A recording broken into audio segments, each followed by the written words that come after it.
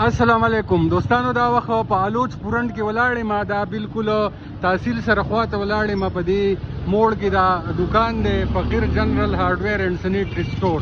نو راځئ دلته څه دي تاسو ته ښایو. دا تاسو لیدی شئ مخامخ د ګاډو ټیرونه پراته دي، دا بالټي دي او د سره هر قسمه صابون صرف او شیمپو به د لوښ هم تاسو ته میلاویږي.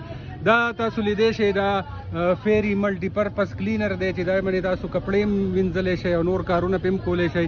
دې نه علاوه هر قسمه سلوشن ټیپ او د هارډویر هر قسمه سامان چې دی به تاسو ته دې ځای کې میلاویږي.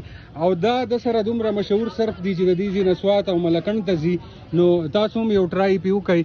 او مخامخ تاسو کتی شئ د سره د کور د ضرورت هر قسمه سامان چې دی د هارډویر هغه هم پروت دی.